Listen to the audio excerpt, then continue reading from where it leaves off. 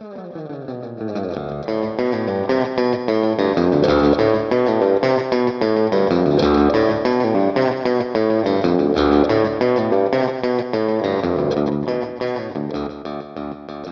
and welcome to Where You Lead, a podcast where we, a real-life mother and daughter duo, rewatch Gilmore Girls and discuss the misadventures of fictional mother and daughter duo Lorelai and Rory Gilmore. I am Tessa Dare, a writer and the author of the paranormal mystery series The Karanzan Chronicles and Beth's Daughter, and I am on my second coffee of the day.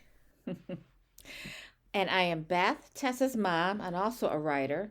Tess and I have been talking about movies, TV, music, and politics pretty much since she could read. Even after she moved to Seattle, we kept up this dialogue, sometimes for hours at a time, until one day one of us joked we should do a podcast and move these talks into the digital world. The Gilmore Girls seemed like a good place to start, because not only does their story resonate with us, I was a single mother of a teenage daughter attending a private school we could not afford, but the plot lines in the show often touch on topics that Tess and I like to discuss, such as images of women, character development, themes, etc. We should also mention that we are recording from our respective bedroom studios in separate cities. Tess is in Seattle and I am in St. Louis. I have had 2 cups of coffee today. Yeah. I am technically in my home office studio. The main difference being that I'm in a basement. You're in a basement, not a bedroom. Okay. And we now have a Patreon. And I hope by the time this episode goes up, we will have some additional content on the Patreon. We both watched the first episode of the Netflix show Wednesday and did a discussion about it, and I just need to edit it and get it up there. So if you would like to support us on Patreon, you can find us at patreon.com/whereyoulead. Every week, we will start off our discussion with a synopsis of the episode along with the date it aired before heading on in. So let's begin. Today we are discussing Season 1, Episode 12, Double Date. It originally aired January 18th, 2001. Yeah, Double Date. So a brief overview of the episode is basically we are following 2 different not very good double dates. On the one hand, we've got Lorelai and Suki going on a double date with Jackson and Jackson's terrible cousin Rune. And on the other side, we have Rory and Lane going on a double date with Rory's boyfriend Dean and a boy that Lane likes at the beginning of the episode. All right, so the very opening scene is a little bit of a musical montage. Did you want to talk about that a bit? Yeah, so it is a no-cut scene. I'm not sure what the technical term is for that. Long shot? It's when a scene is all in one shot with the camera following the action. Yeah. And we have Jean-Luc Godard thank for that. It's called a one-shot.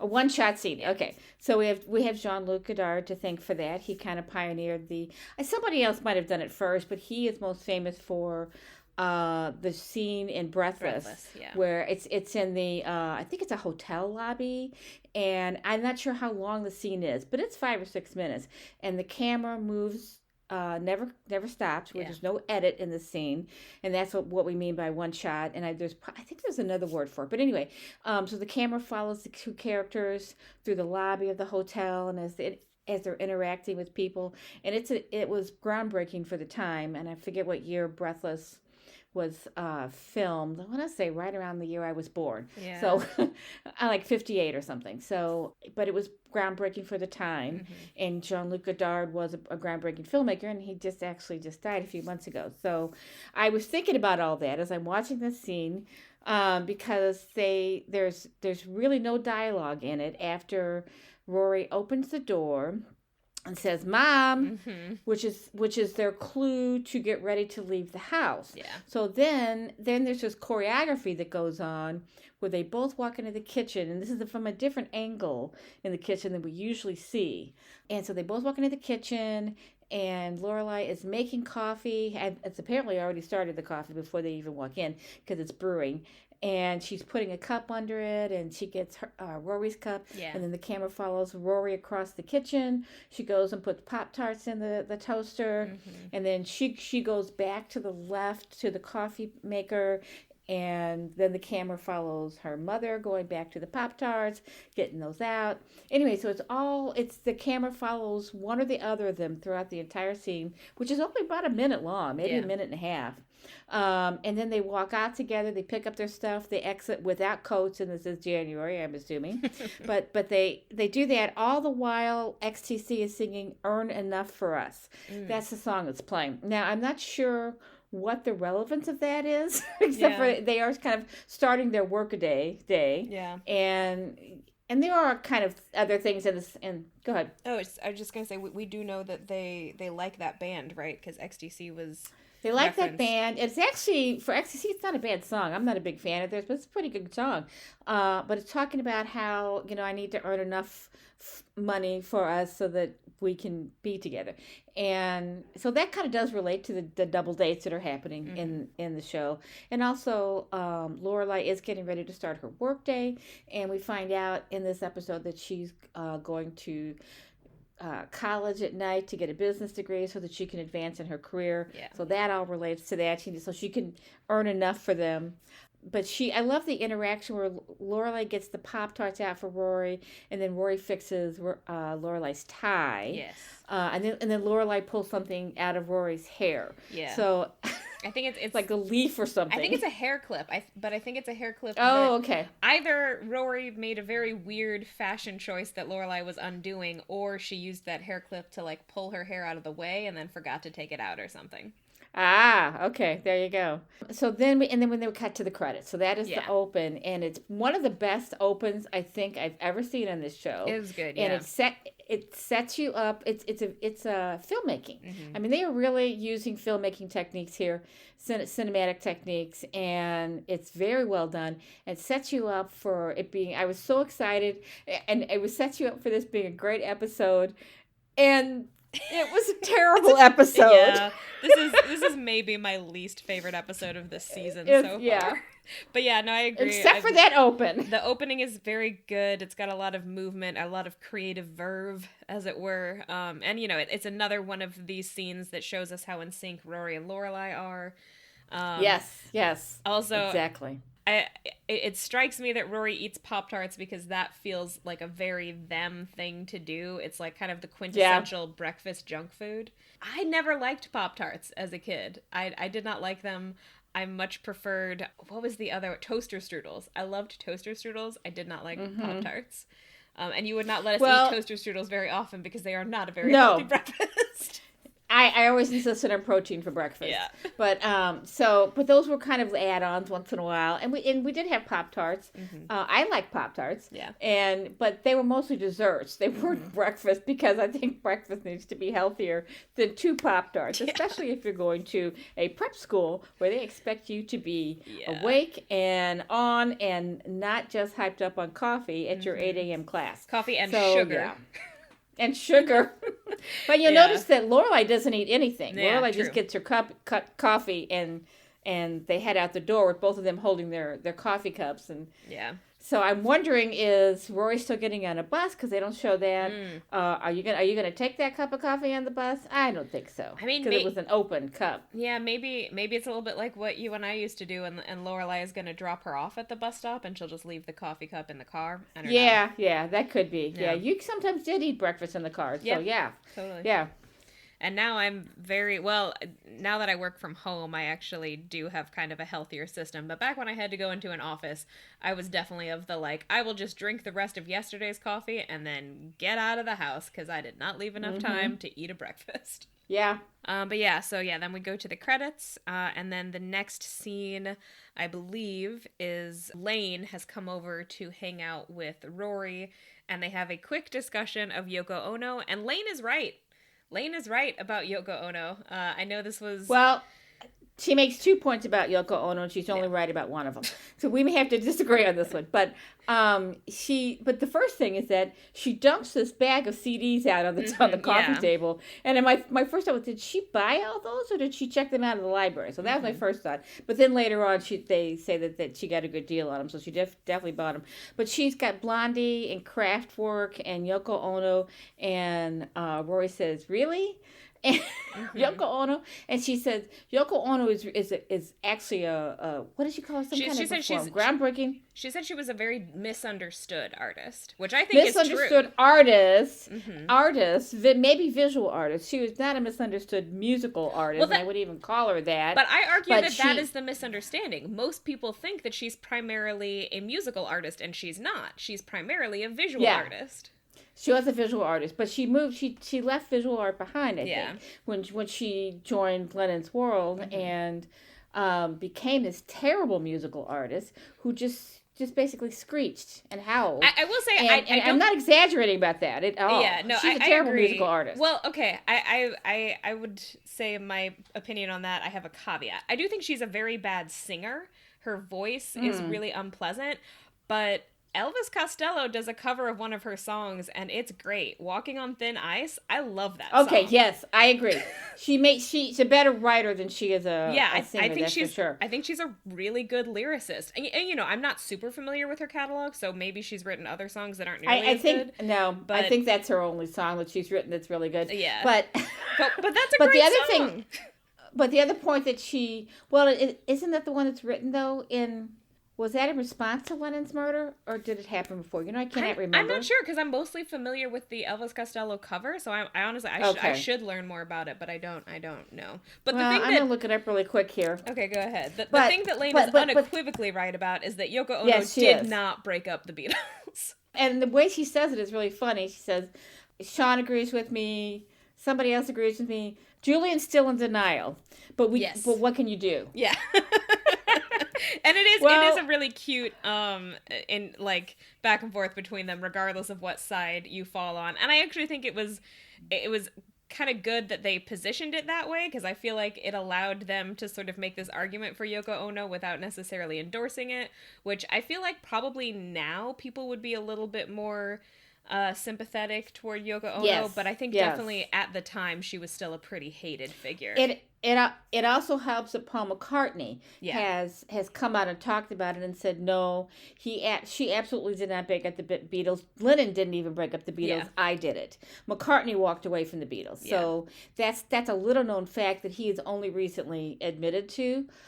He let Lennon take the fall for that, and I don't know that he's talked about whether or not he feels bad about that. I think Lennon had said a couple times too that he walked away from the Beatles, so maybe that was a competitive thing between them. Yeah. Which one of us walked away from the Beatles? Yeah, who walked away first? But I just found Walking on Thin Ice, and it was recorded as part of Double Fantasy, I think is the name of the album. But I think it's a song that was released after Lennon was killed, because it was released in 1981. And the reason I have this, I think it's confusing in my memory, is that the picture, when she released this song, the picture, I think, on the album is his bloody glasses. So that's my visual for that. So I've always thought that it was recorded after he died, but apparently it was recorded as part of the Double Fantasy sessions, but released later. So there's your musical history mode. Is that what they were recording when he was killed? Yes. Okay. Yes. So maybe it is on the album then, because you're right. It was the album. I thought the album was released. Okay, yeah, the album Double Fantasy was released before he died. Okay. I think this is right. Don't quote me on this, anybody, but I think it's right. Okay. But then they were continuing to record, and so those later recordings, and they were coming home from the studio. That's the one thing I know is like they were actively recording when he was killed. They were like coming home from a studio. Okay. Yeah. For a second album, because he was feeling he'd written a lot of songs. Yeah. And he wanted to get a second album out. And unfortunately it was released posthumously. So yeah. Which is a very, very sad history. And anyway, so all of that came up because she's got a Yoko Ono CD in her pile. Yes. Yeah. And so what is happening? Oh, but also, before we go any further, she also has a Claudine Longet CD. Yes. Okay, so if the reference to that And you don't have to be of a certain age to know this. Yes, she is the singer who shot the skier. However, she was married to Andy Williams for decades. And I think their marriage broke. I mean, they did Christmas specials every year, and she and the children were in the specials. Oh. So yeah. I mean, she was a kind of a figment in my childhood. I saw her all the time. She was beautiful, gorgeous woman. She spoke with a French accent. Probably not a great singer, but I was kind of enjoying the song in the background. I don't think I've ever heard of this person before, but I liked the song that was playing in the background. Okay, I couldn't hear it very well, but she did break up with Andy Williams, and then she dated the skier, and I cannot remember the details, but she shot him. I think she killed him. Okay. And I think she went to prison, but I should have looked up all that stuff, but I didn't. But that's just who she was. She was married to Andy Williams. I did think it was really fun, because Lorelai comes out and asks them what they're listening to, and then she's like, is that the woman who shot the skier? And then she calls her a Renaissance woman.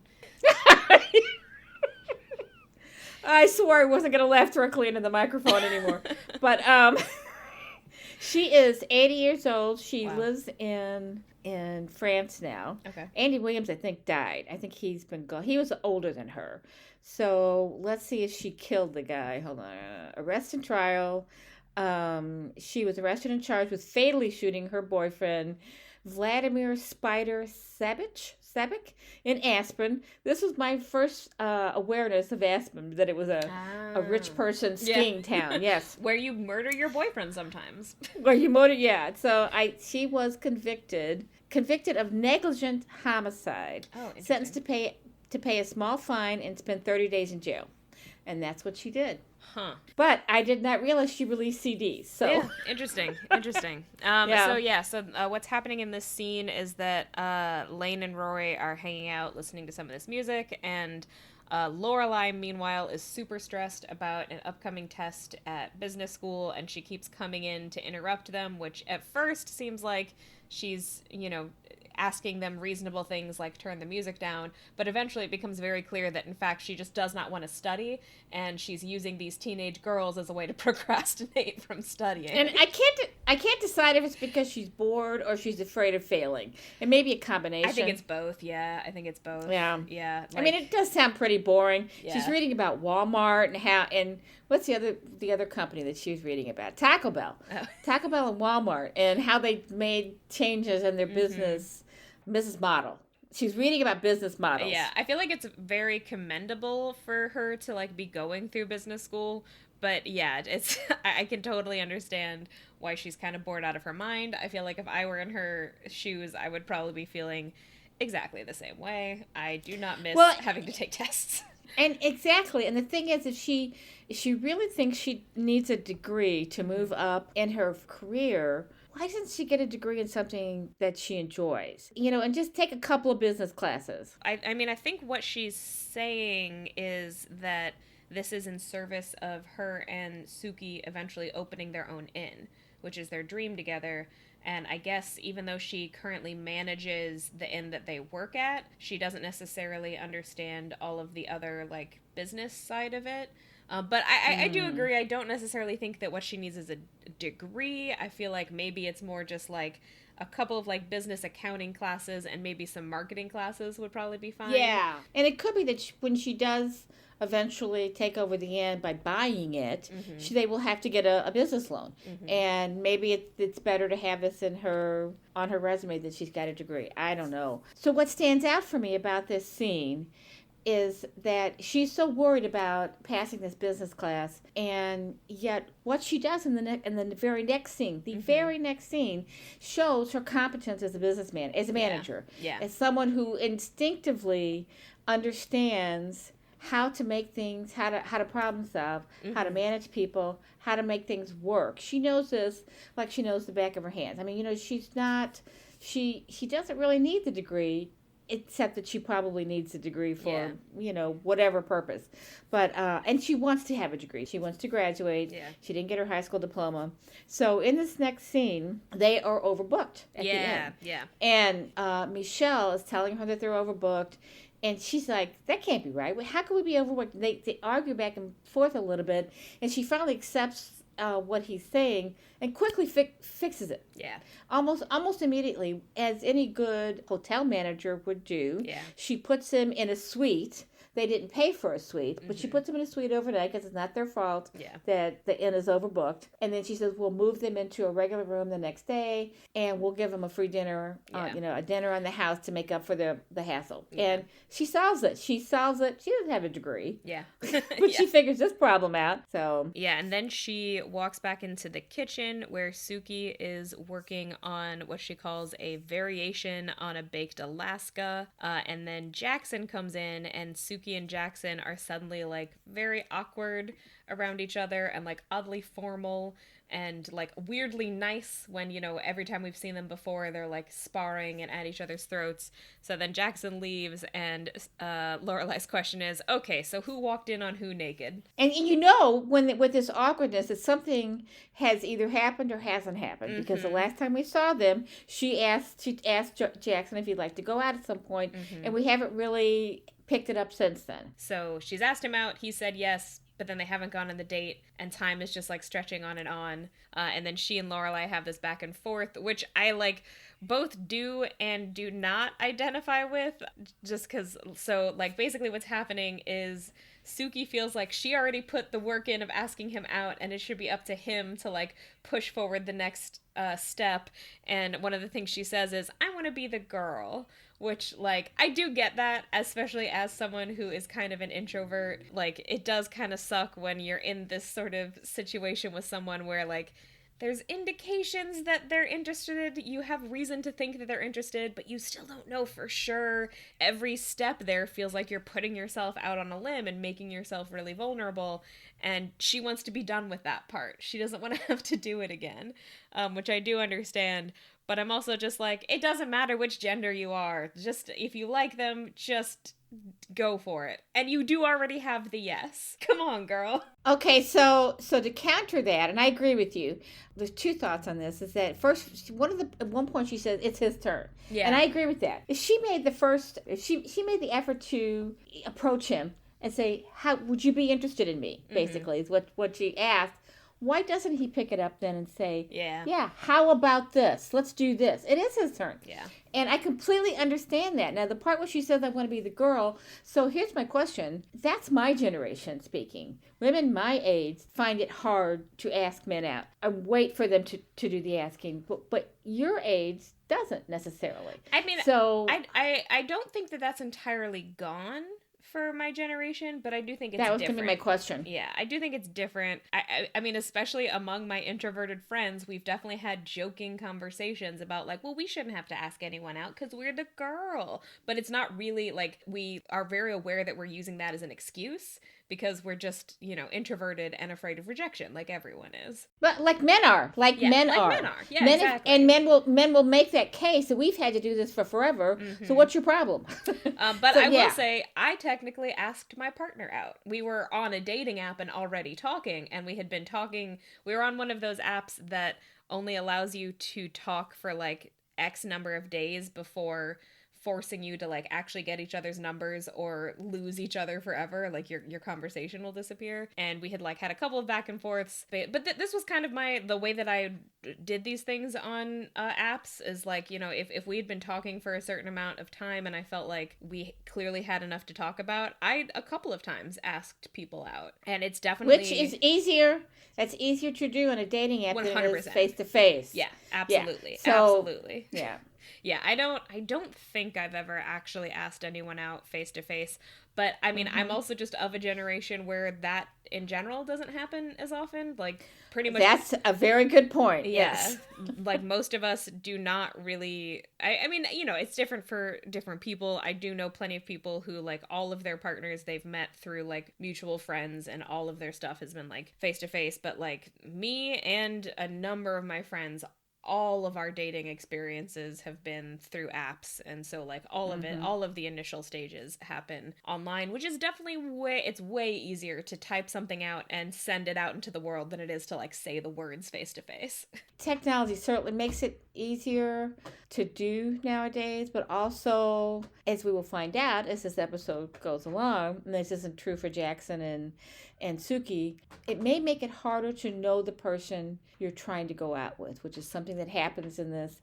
Knowing somebody, having a feeling that you want to date them, and not knowing somebody versus not knowing somebody and just seeing them across the quadrangle and thinking, oh, he's cute, I want to date him. Two very different things. Yeah. So, and we find that out. And I think that's one of the best things about this episode is we find that to be true. So it is a pretty awkward scene though with Suki and Jackson. But the funniest part, the visual gag in this one, is that spoon that Suki has been using to stir and apply the meringue, she now uses to play with her hair. Yeah. Also, she rubs it through her hair. Yeah. She also tries to use it to write something down, which doesn't work. Yes.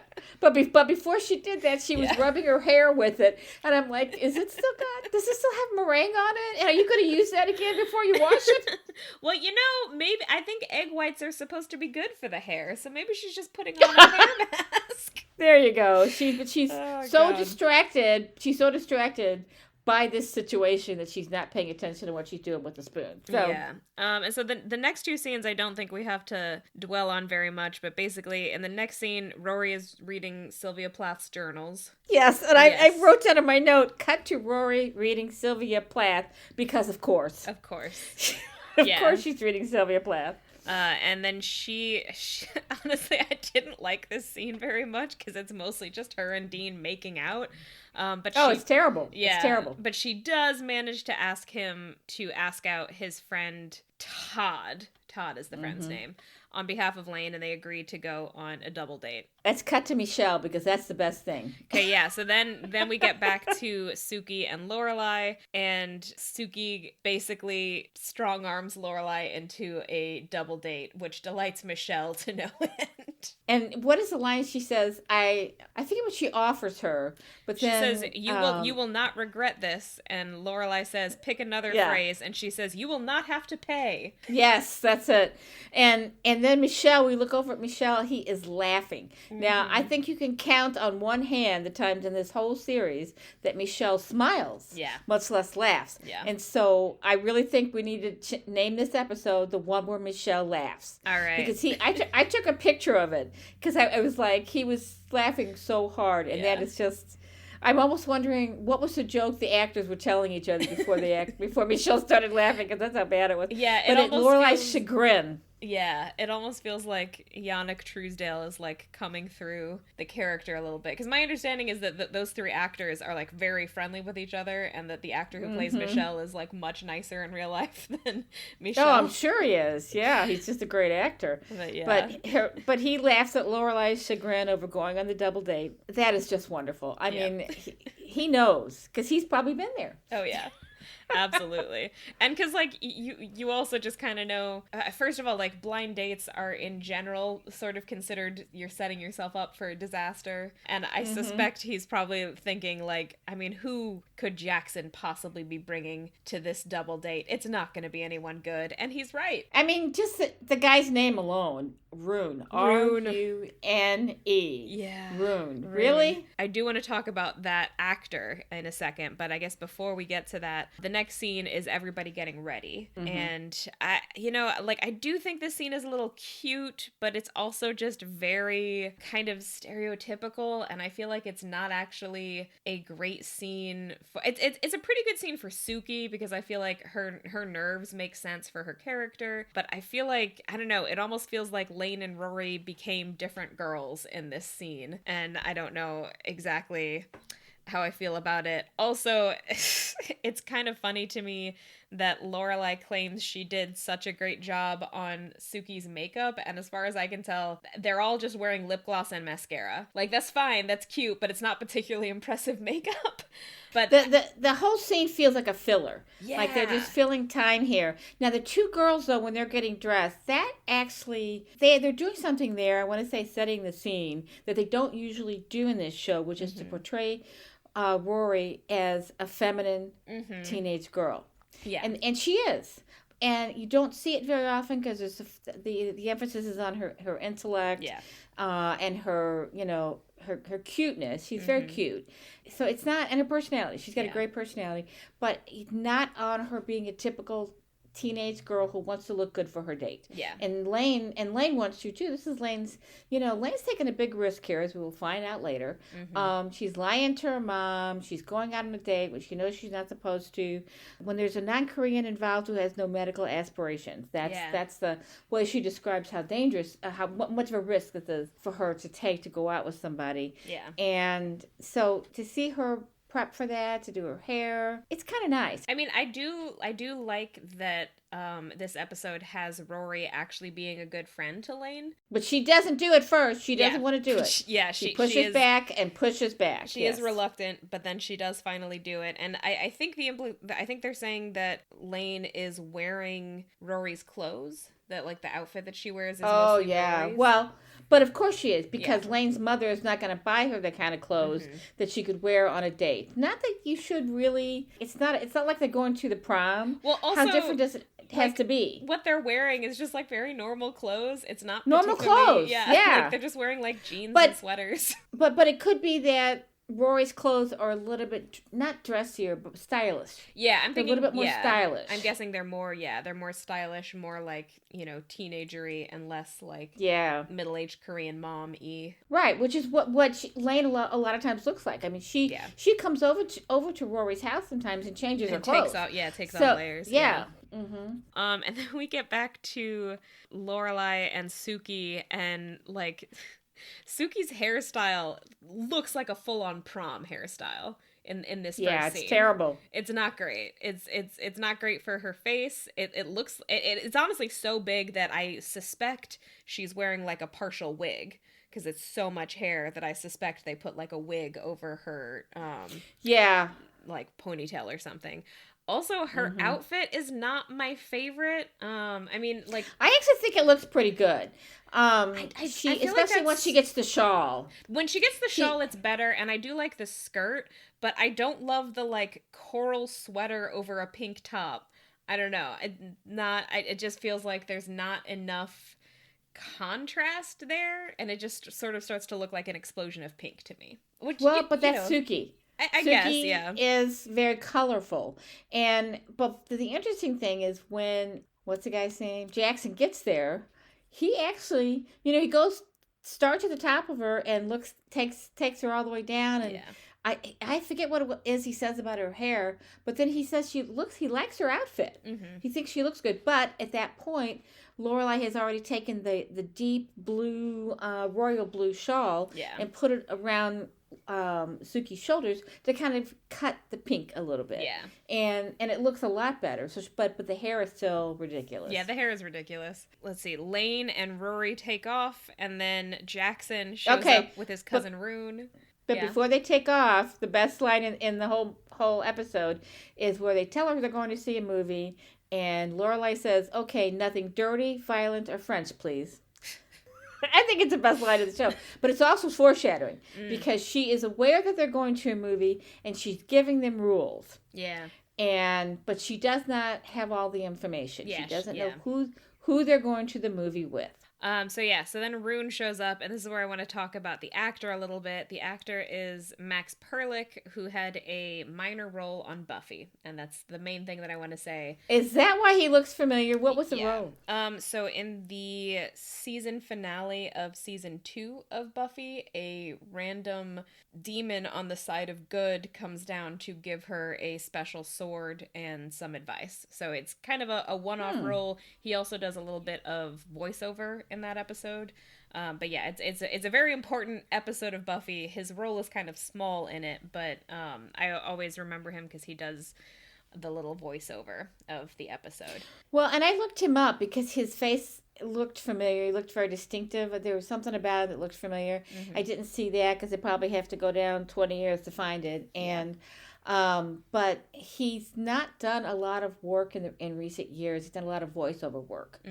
So yeah, he does have a distinctive voice. Well, and I just like random bit of extra trivia. He was also a small part in the '90s version of House on Haunted Hill, which also featured James Marsters in an even smaller role.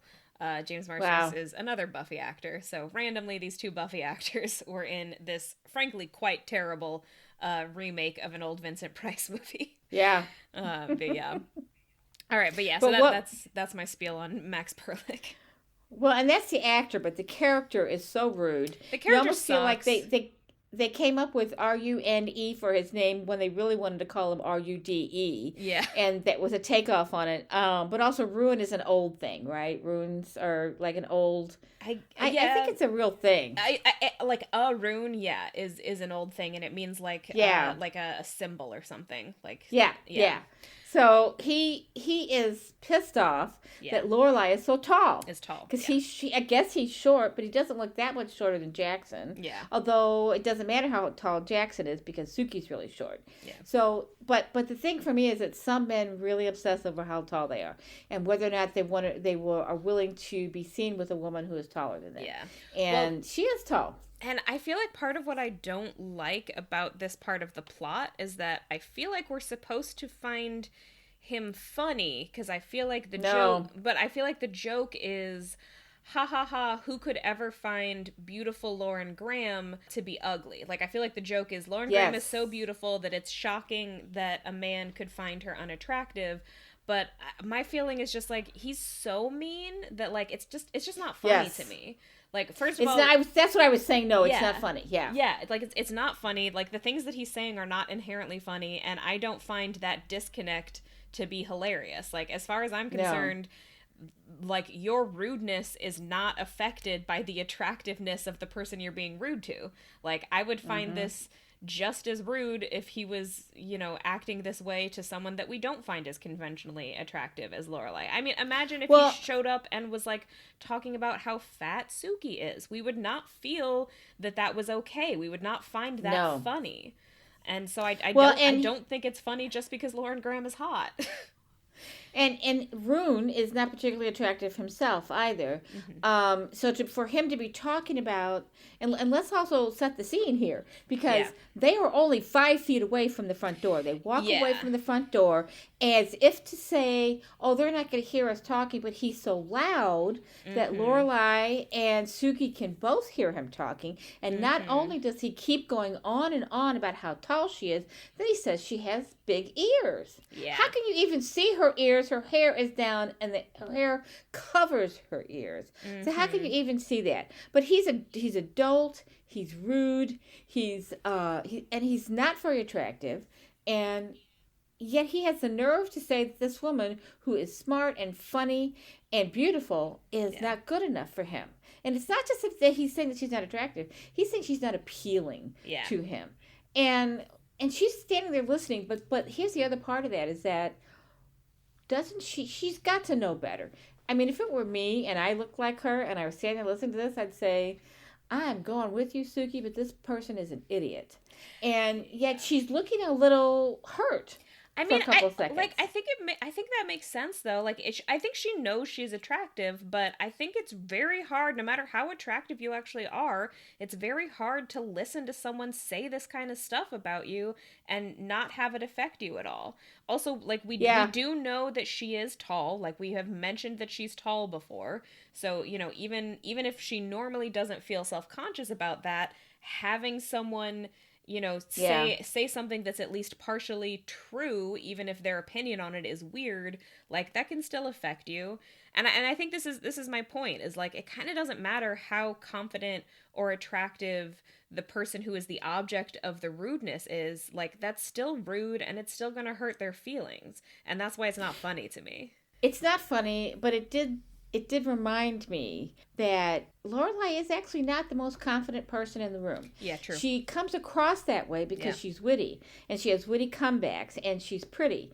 And she's competent. Yeah. And she's good with people. Yeah. And so she comes across as being self-confident, self-assured, but in this scene you don't really see that. I mean, she's really hearing this and taking it in, and it's like it's reinforcing for her that she's not good enough, because she always worries that she's not good enough because her mom makes her feel like she's not good enough. Well, and also in the continuity of episodes, this is like right after Max broke up with her, basically. Yes, exactly. And he didn't break up with her because he didn't like her, but, that's still going to be a bit of a knock to your feelings about yourself. And I also do think that Lorelai is a good example of, like, fake it till you make it, Like, she is not necessarily as confident as she usually comes across, because I think she has just learned that coming across as super confident is a good way to get what you want.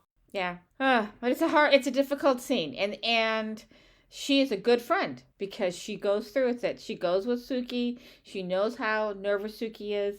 She doesn't even hesitate. They go on their date.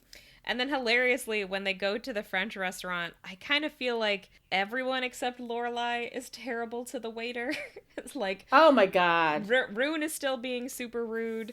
And then Suki asks the waiter if the mussels are fresh, even though it already says that on the menu, so that's annoying. And then Jackson asks them where they get their carrots in this, like, kind of testy, like, condescending way. Well, okay, but that makes the point that these two are perfect for each other. I mean, yeah. Because but they're also nervous. At least I'm not sure Jackson is, but Suki is nervous, and that's why she keeps talking about whether.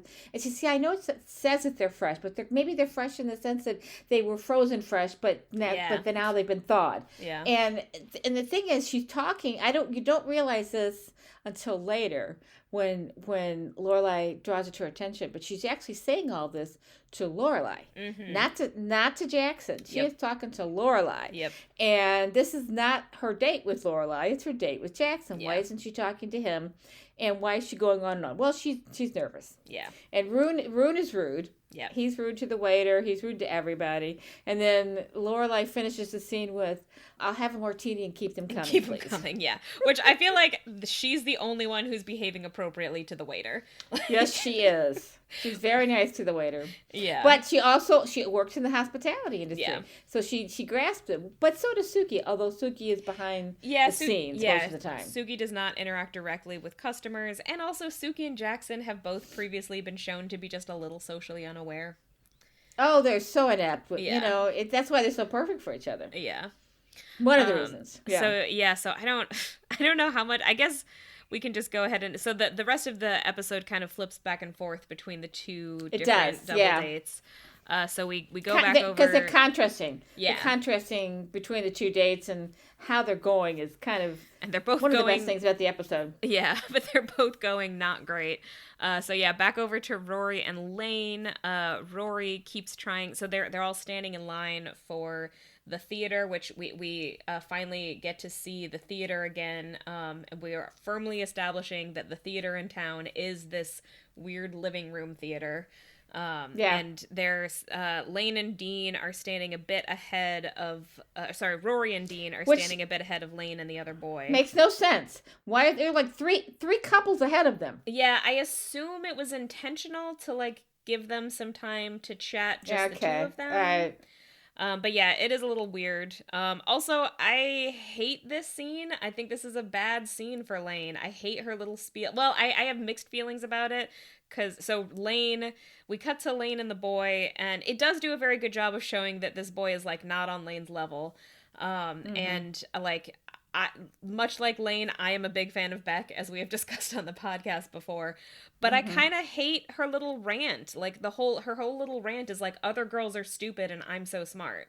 Which, like, I don't like that. Like, you don't know what was going on inside those girls' heads. And I don't love that you're introducing yourself to this boy by trying to show how much smarter than other girls you are at these anonymous girls' expense. I feel like this very much fits into this show's occasional trend of, like, these are the special girls and all other girls are stupid.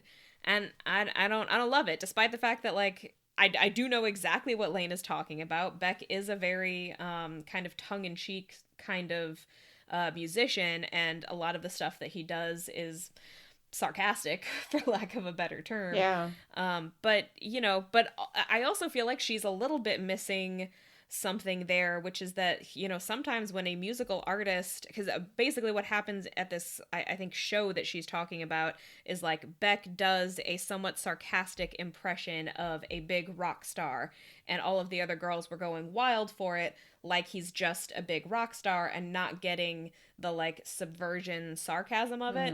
But the thing is, when you do something like that as a performer, it is meant to work on both levels. Like, you are, like, he is a rock star. That is what Beck is. So even if there's kind of a level of tongue-in-cheekness to the performance, it's both levels. It's both a subversion and kind of a straight-up copy of this. Like, Beck is kind of a, like, skinny, nerdy boy, which I guess I realize now Beck is, like, definitely getting up there in age at this point, so weird to refer to him as a boy.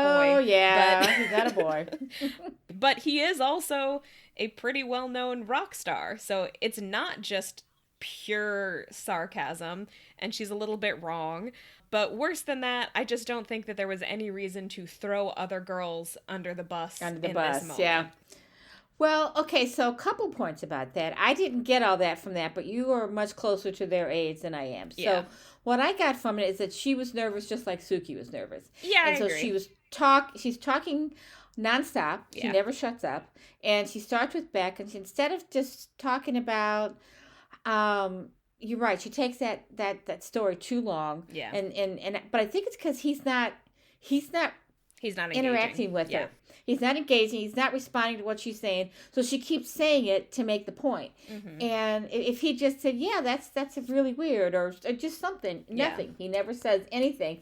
So she goes on to the next singer and the next act, and then it quickly becomes obvious. And actually, he's wearing a Fugazi T-shirt. I'd never heard of them, but he doesn't know who it is. Yeah. It's just a shirt. It's my sister's T-shirt. I don't know who these people are. Yeah. He doesn't know anything about music, or doesn't want to talk about it. Doesn't read. Doesn't, what was the other thing she asked him about? Movies. Doesn't go to movies. Yeah. Doesn't like movies, doesn't like to read, doesn't like music. I mean, those are the three big ones, right? In our books. So, you don't like any of this stuff. What is Lane doing there with you? Yeah. And although I should be saying that to Lane, because she deserves so much better than this. Yeah. So whereas I understand what you're saying about the attack of other girls, we're the smart girls, but in this show they are the smart girls. How many girls did you know while you went to a private prep school? Let's talk about me. I was gonna say all the girls that I knew were very smart. Yeah, I was gonna say most of the girls I went to school with would not have been like Lane. And a lot of people I've known in as an adult. I've had several good friendships with people who were into these things like I was. But I know so many people, many of them women, many of them men too, who are not into anything. Yeah. And that's what this guy is. He is not into anything except what he wants to, he's into tools. He's into tools. And he wants to major in gym. He doesn't call it, doesn't even say PE. Well, this is my this is my other note about this thing is like, they're talking about it like high school has majors. Like she doesn't ask him, what do you want to major in college? She asks him, what are you majoring in? And he says gym. Which, like, and then the way that they continue to talk about it is, like, it's normal to both have majors in high school and also for gym to be a major. Both of these things are wild. What I will say about this scene is that I do find this boy to be very reminiscent of a lot of boys that I knew, particularly in public school, who just, you try to talk to them and they're nice enough, but it just seems like they have nothing going on in their heads. And, to be fair, like teenagers, sometimes it takes a long time to figure out who you are. It's not just teenagers. Yeah. In the school district where we lived, when I was a single mom, I was very aware of, which men were dads and married and all that.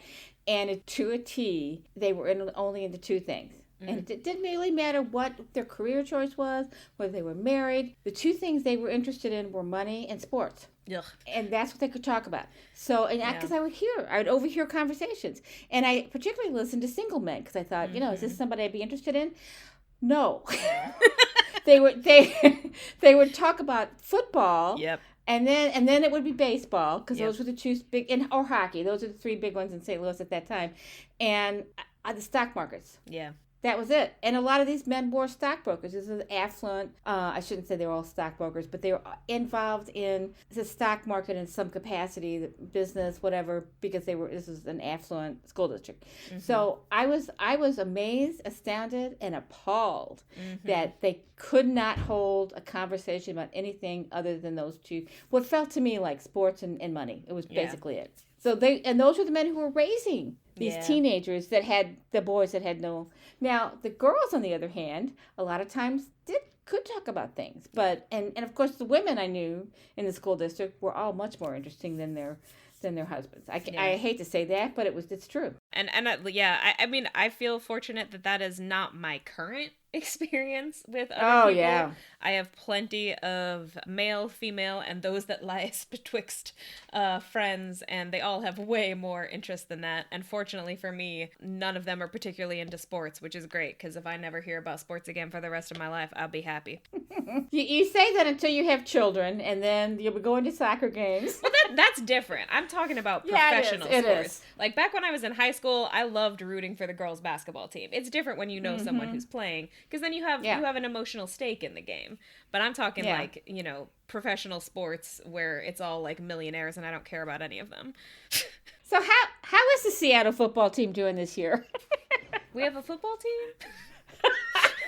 Okay, then. So the end of this scene is Rory and Dean. We close in on them again, and Rory's like, what do you see in this guy? Yeah. And he goes, he's got good tools. Yeah, he reveals that they hang out when they're working on their bikes, and he's the guy with the good tools, which was also the guy with the good tools. That was so relatable to me too. I was like, I totally relate to the experience of having like a very situation dependent friend, where it's like we hang out in this situation and no other situation. Yeah. But yeah, so then we get back to Suki, Lorelai. Yeah, Suki, Lorelai, Jackson, Rune, and Lorelai and Suki go off, quote unquote, to powder their noses, which again, Rune says something like, you better use a lot, but Lorelai is basically pulling Suki off to the side to be like, hey, you're only talking to me and you should be talking to Jackson. And Suki admits that she's really anxious and that like dressing nice and going to a nice restaurant is making it worse. So Lorelai suggests that they ditch the restaurant and go to Luke's instead.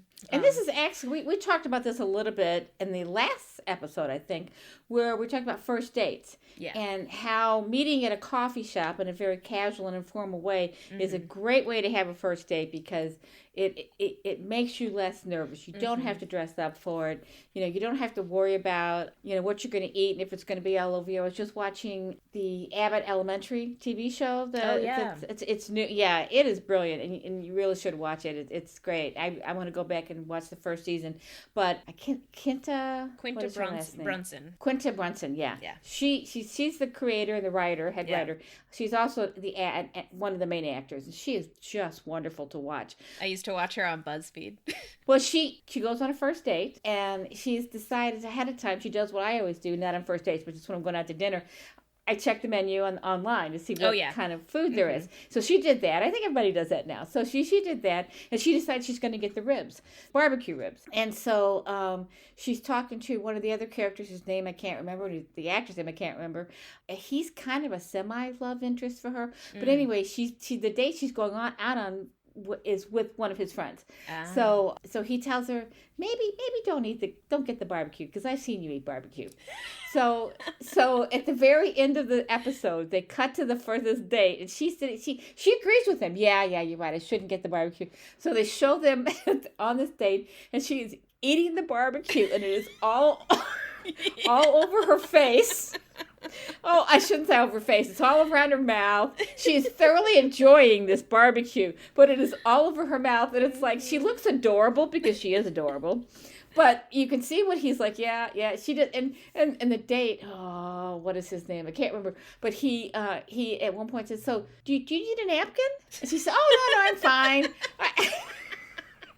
Oh, no. So this is a classic how you don't want to look on a first date, although he seems to not. It doesn't bother him because he's a nice guy. Yeah. And she's adorable. How you can't be bothered by anything she does. But yeah. So but that's what this scene made me think of. Yeah, and that does make a point, which is that maybe coffee dates are easier to go on because there's no food eating at all, and that can be, if you are worried about eating food in front of people, which is a thing that some people have an issue with. Oh, when I was a teenager, my teenage boyfriend, it was always really hard for me to eat in front of him. I was very self-conscious. Teenagers are self-conscious. Yeah. But we are talking about adults here. Yeah. So presumably, well, Suki's feels pretty self-conscious, I think. Yeah. That's the whole point in this scene. So I think we have to assume that she hasn't been on a lot of dates, certainly not a lot of first dates.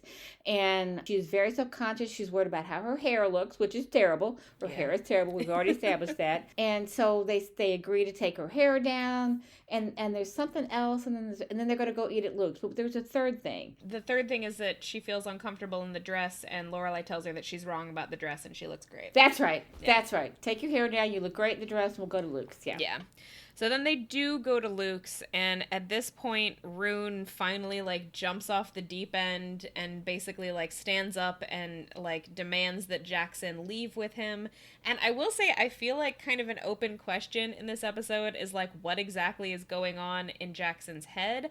I think maybe the implication is not so much that Jackson is nervous, but just that he maybe isn't very assertive and maybe just does what other people tell him to do. Because he does reveal, I think he actually reveals earlier than this, that Rune showed up out of nowhere and is crashing on his couch without asking. And I don't remember what the other thing is, but he just showed up late at night and is just demanding to stay with him and demanding all of his time, and Jackson is just kind of putting up with this. You didn't tell me you were coming.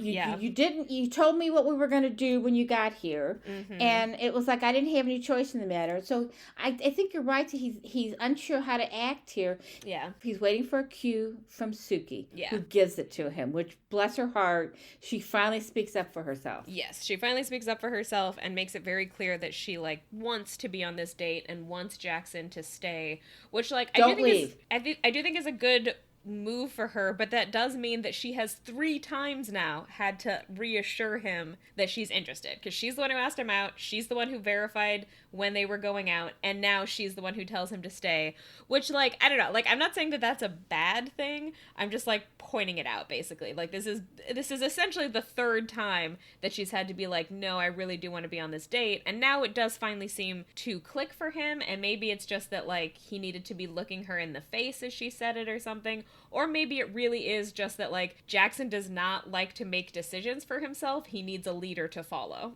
Well, that may be it, but also remember in the French restaurant, she was mostly talking to Lorelai. That's true. That's true. He could have been feeling a little left out and maybe even a little rejected. Yeah. So he's unsure when he starts to get up from the table in Luke's.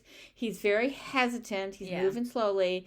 When she says, "No, don't go." Yeah. He gets this big smile on his face, yeah, damn it, I'm gonna stay. Yeah. and tells his cousin to F off. So yeah. But it is very cathartic to finally see him tell Rune off, because it just seems like Rune is maybe the worst person in this whole universe. Oh, yeah, he's terrible. And, you were talking about the actor earlier, and I wrote in my notes, I looked him up. He was actually in Ferris Bueller's Day Off as well, which I have never seen and have never had any interest in watching, even though it was a pretty big movie when it came out. Yeah. Also, when we get back to Todd, he's also not very attractive. He's a very teenage boy look about him, yeah. Maybe I don't remember what it was like to be a teenage girl, but Lane's fixation on him until she starts talking to him and realizing he has absolutely nothing to say in life. Yeah. I don't get it. My conjecture would be that she is just attracted to exactly what her mother does not want her to be attracted to. My feeling is that it's not so much about him at all, so much as just she wants to date a white boy who doesn't want to be a doctor. Yeah, that's it. She doesn't want a Korean boyfriend. Yeah. And unfortunately, she, in this episode, is forced to look in the face of a very bland white boy with no thoughts, head empty. And she doesn't like what she sees. And at least she figures that out pretty quickly. So Rune finally leaves. thank God. And Lorelai goes over to hang out with Luke, and she makes a very, like, Jewish joke, because she comes over to sit with him, and he says something like he doesn't want her to eat alone, and she's like, well, it kind of seems like you don't really have any customers left unless you're expecting Elijah to stop by, which I believe that is a reference to, I think it's Passover. At Passover meal, you're supposed to leave, I could be wrong about this, but you're supposed to leave, I have no idea, a seat empty for Elijah. Oh, I think. Okay. Yeah, well, and I know that Amy Sherman Palladino is Jewish, and I know that she has said a couple of times that, like, she didn't canonically make the Gilmores Jewish, but that she sees them as, like, very Jewish-leaning Gentiles, because she herself is Jewish, and I think she based them at least a little bit off of her own familial experiences. That's a very brave move to make, to use a reference that you would really have to know Judaism very well to get the reference. So that's pretty wild. How did you get that? How did you know that? I think from a different TV show. It might have been The OC, where someone had to pull together, like, an official, I think it's Passover meal, and had to learn that you're supposed to leave a seat open for Elijah. So I think my entire knowledge of this is coming from, like, television representations of it. I don't even know who Elijah is, so... Maybe a prophet? I don't know, a figure from the Torah? I'm not sure. So then there's this wonderful scene with Luke towards the end of the scene in the diner. Yeah. Where she goes over and says something like 3 cups of coffee and 3 menus or something, and then she cuts. Oh no, maybe she has 4 menus and 3 cups of coffee. And then Maroon leaves, and it's just 3 cups of coffee and 3 menus. But then she just orders hamburgers for everybody. She orders cheeseburgers for everyone. But he hands her a cup of coffee, and she picks it up. She adds a little cream to it, which we don't always see her do. Yeah. And she says, "Wow, that's an unusually good cup of coffee." And he said he added nutmeg to it. Yes. And she says, "That's very Richard Simmons of you." Yeah. But he also says that it's great that she's tall. But then when she says the Simmons thing, he says, "Chicks dig a man with a feminine side." Yes, which is true. It is true. But he also says that she's tall and it's okay. Yeah. Because doesn't he understand how good that is, that you can reach stuff for him? Yeah. And she's like, yes, that's what I bring to a relationship. That's what I bring to a relationship. Oh, gee. Then they play a little bit of poker. And here's my question about this. She's playing it wrong. I was going to say, okay, so he says, let's play a little 5-card draw is what he says. And that's just standard poker, right? Mm-hmm. So she says, she looks at her cards and she lays 4 of them down and says, I want 4 cards. Okay, now I think you can only do that if you have an ace and you show it. Exactly. And she doesn't do that. Mm-hmm. Yeah, you have to have an ace and you have to prove that you have the ace. And you have to prove that you have an ace, and she doesn't do that, but then she does it a second time. Mm-hmm. He says, you can't get 4 new cards a second time. Anyway, so that was a pretty funny gag, and it's a very sweet scene, and they're clearly enjoying being by themselves, talking to each other. They clearly like each other a lot. He comes very close to asking her out, and they get cut off. Yep. But they also start talking about first dates, and she goes off on this dreamy thing about how the beginning of the relationship glow, isn't that nice? I always found first date. I always found first dates terrifying. So I do not know where this is coming from. I mean, I think they're awkward. Yeah, my feeling is that what she's describing sounds to me more like 3rd, 4th, 5th date. Yes, 3rd, 4th date. Yes, absolutely, yeah. Like when you know that you like each other and that this is going somewhere, as opposed to, I feel like first dates are much more awkward, unsure. Maybe it's a little bit exciting if it's going well, but if it's going well. But even then, you're going to go home and go over in your head everything you said and how you said it and what, was it the wrong thing to say? And but they're talking intimately. Mm-hmm. And I mean, this is an intimate conversation, really. And I love it that she's talking about first dates with the man standing right in front of her, who she could be having a first date with, and she just thought about it for a second. But of course, the show isn't ready yet. We're not there yet. So I mean, it's a long-term storyline, so we're gonna drag it out as far as possible. But this is yet another scene where it's very clear that these two have a distinctly romantic rapport. Like, they have a connection. Yeah, they have a strong connection. They think a lot alike. Mm-hmm. They're both kind of business owners. They run small businesses. They have a similar kind of sense of humor, a similar similar kind of intellect. They're kind of made for each other. I mean, it's so obvious. In different ways, they're also both like pretty invested in what happens to the people of the town. Like Luke would never admit that, but we've seen him before when he like goes out to give all the freezing cosplayers like hot drinks. He has a very kind of caregiving like outlook to the town, and he does want people to do well, and they're both very invested in this date going well for Jackson and Suki, and that's kind of like their jumping off point for this conversation, is them kind of enjoying that this date is going well for these two. And it's honestly like like I knew it was coming, but it kind of broke my heart when Mrs. Kim came in and just like totally cut him off. He was right there. He was gonna ask her out. But we knew it was coming. I mean, we've known through this entire episode that at some point Mrs. Kim is going to find out about this date and hold Lorelai accountable, and she does.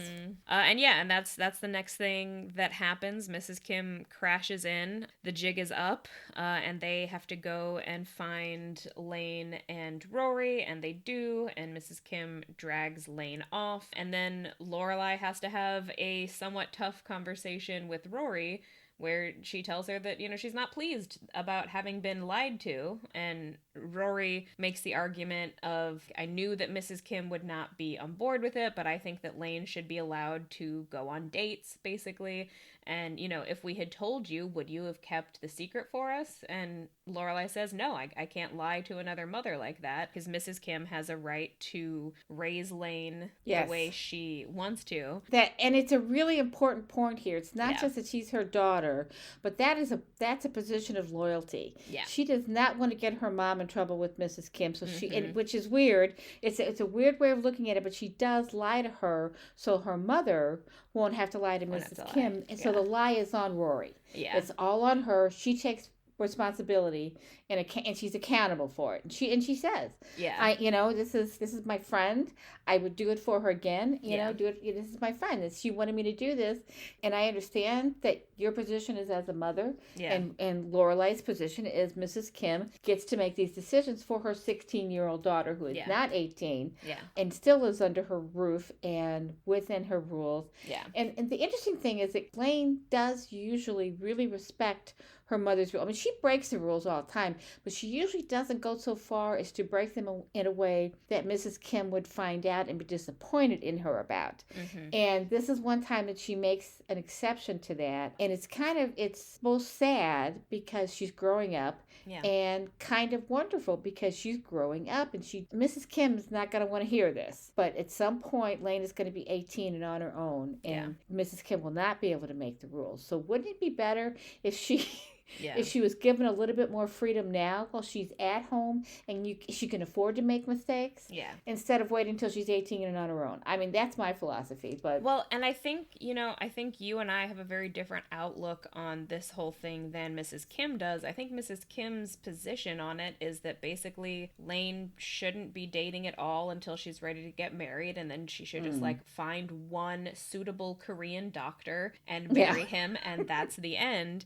And my feeling, and I think your feeling too, is that a part of life is making mistakes, and that's part of why you date. You date to figure out who you want to be with. And Lane learned an important lesson in this episode. She learned that liking a boy just because of what he looks like or whatever doesn't mean that he's the boy for you, and that she needs someone who shares her interests. And maybe that the way you get to know somebody, or maybe the way you approach dating is to get to know a person first, and then go out on a date. Don't just go out on a date because of, like you said, how they look, and find out that this is not the right person for you, which is what you did. And like, no harm, no foul. Like, no one was hurt during this date. Like, it was not a good date, but that's a part of life. Everyone has bad dates, and hopefully you learn from those bad dates. And especially when you're 16, this is the time to be figuring out what you want in life. And she does figure it out pretty quickly. I think the person who's hurt here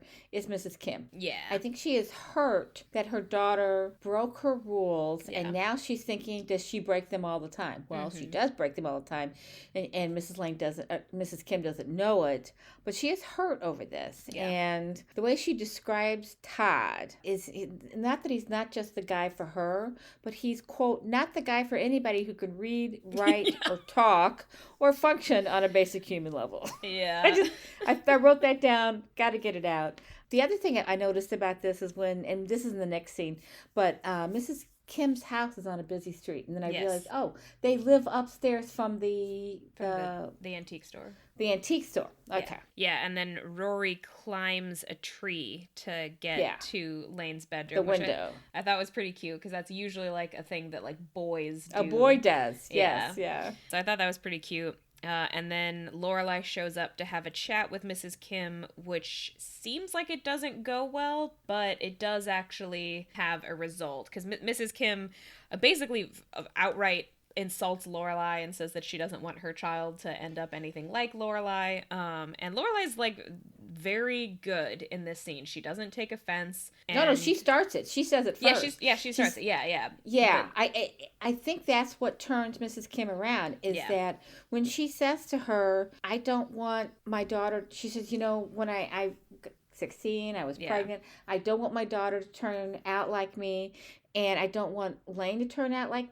does she say that, or does Mrs. Kim say, I don't want my daughter to turn out like you? Yeah, That's think Mrs. Kim says that, yeah. And as hurtful as that is, because Lorelai is so much more than a teen mom, but she respects it. Yeah. And in that moment, she realizes Mrs. Kim gets to make these rules, at least for 2 more years. And Mrs. Kim also realizes when Lorelai agrees with her, I don't want Lane to turn out like me either.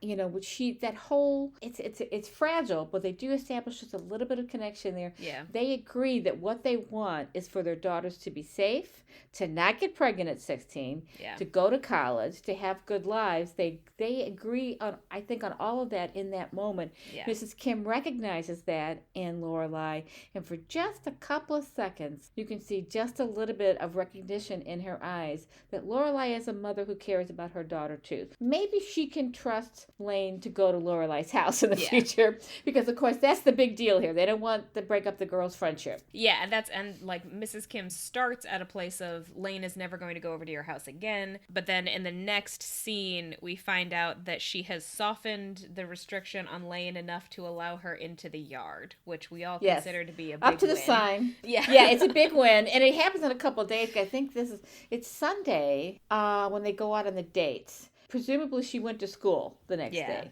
But then had to come right home. We don't know how much time has elapsed here because they don't care about time in this universe. But at some point, I would assume a couple of days, she's come out and she can go to the sign. They have a sign in the front yard because it's their business. Yeah.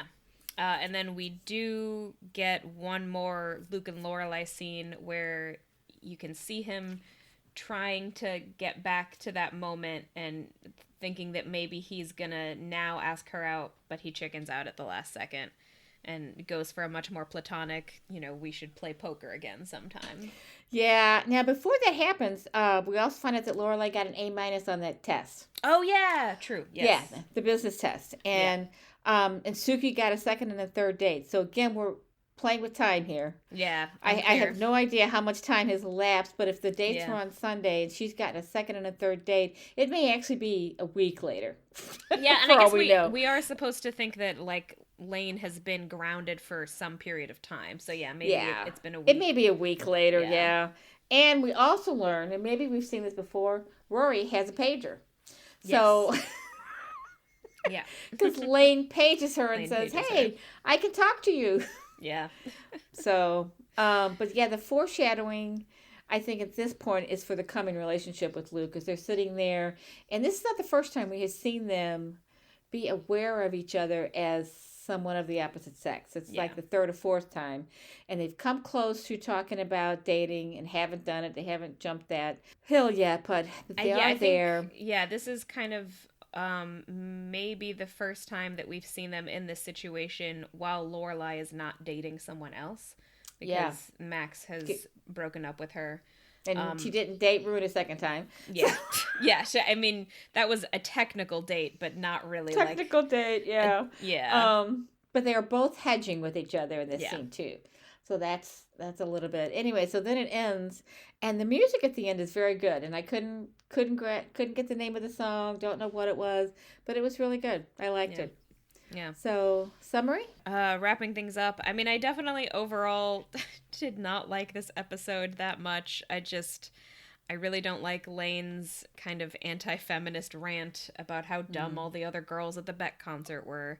And I did not find Rune funny. I could have done without all of that. This felt a little bit like a filler episode to me.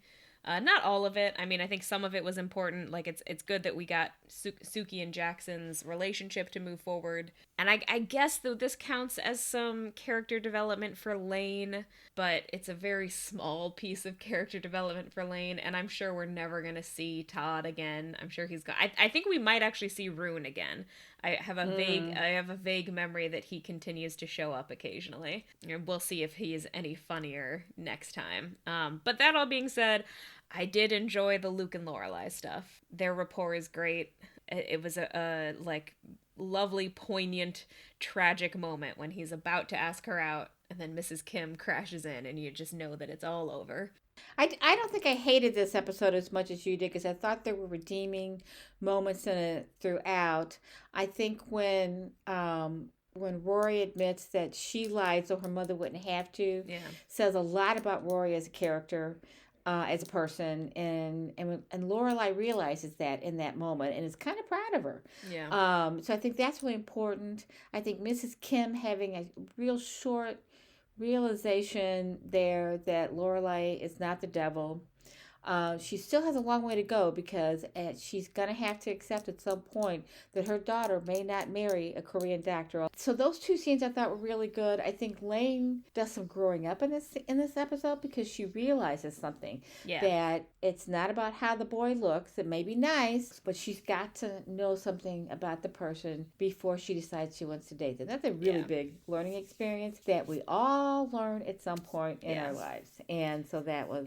So I didn't hate it as much as you did, because I thought there were learning moments in here for everybody, and relationship growth for everybody as well. I do think, like, it was important to give Lane an episode. I just sort of wish that it was a better episode. I mean, I wish that it was a more interesting plot line for her. She learned from it, but this plot line was basically she went on a bad date with a boy and we'll never see him again. Yeah, so, that's true. But I mean, like I said, there were some things that I liked. I liked the Luke and Lorelai rapport. I just, I think part of it was that as the episode was beginning, I remembered Rune with the full force of my bodily memory. Oh. And I just felt such revulsion. So, like, even before he showed up, the episode was overshadowed by, like, oh no, I remember this guy. I hate this guy. This was also not a grandparents episode. They weren't in it at all. It's not really a town development episode. So I think it's a character development episode. I mean, you got to see a lot of the characters really grow and get to understand each other a little bit better. So that, dear listeners, is all for today. I'm Tessa Dare. You can find me at my website, tessadare.com, where you can sign up for my email list, and that's TESSADAIR.com, or you can follow me on Instagram at author.tess.adair, or on TikTok at author.tess.adair. And I'm Beth Von Baron. You can follow me on Instagram at STL_writer_Beth, or sign up for my weekly Substack email, Saturday Morning Musings, at stlwriterbeth.substack.com. This has been Where You Lead, our fun and terribly witty podcast about the Gilmore Girls from the perspective of a mother and daughter. Thank you for listening. We hope you enjoyed it, and we'll tune in for our next episode in 2 weeks. See you then.